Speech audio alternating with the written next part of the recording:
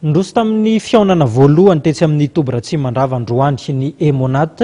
Ny Emonat moa dia ivondronan'ny miaramila eo ihany koa ny avy amin'ny tafika ny gendarmerie pirenena ary ny polisy pirenena. Teboka maromaro no nifampizarana tao anatin'izay, maro ihany koa ireo teboka nifampidiniana.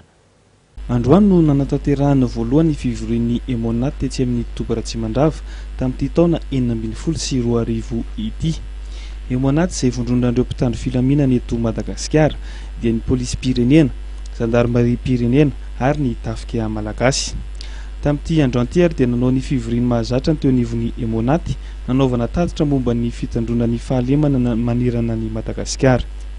Tonga nanatrika izany minisitry ny fiarovana ny jeneraly Rakotomanga Dominika, ny jeneraly Paza Didier, sekretera-panjakana, miadidi ny gendarmerie pirenena eo anivon'ny ministeran'ny fiarovana. Ary ihany koa ny inspecteur général de police Randiviso Blaise Richard, ministry ny filaminam-bahoaka.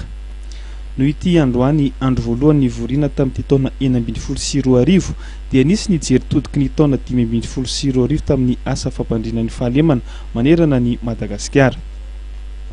Tamin'ny taona 2024 iny ary dia natratra 224 ny trangana alatromby manerana ny Madagasikara ka 537 alina ireo ombovery.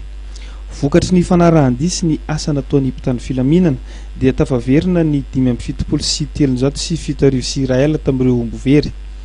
127 kosa ireo daly voasambotra, 17 ireo mpitandro filaminana maty ary 13 kosa ireo naratra nandritra ny fifandonana tamin'ireo andian-dahalo. Momba ireo fanafiana tapidina kosa indray dia tafiakatra 374 ireo trangan'izany raha toa ka 719 ireo mpanao ratsy nandray anjara mivantana tamin'izany. Taorian'ny asa nataon'ny mpitandro filaminana dia 270 ireo voasambotra, ny 217 tamin'izy ireo dia nahiditra ponja vonjomaika, ny 70 kosa nahazo fahafahana vonjomaika. Ho an'ity taona 2024 ity kosa dia atevena hatrany ny ady amin'ny tsy fandriam-pahalemana manerana ny nosy ka ampirahery hatrany ny polisy pirenena, ny gendarmerie pirenena ary ny tafika malagasy.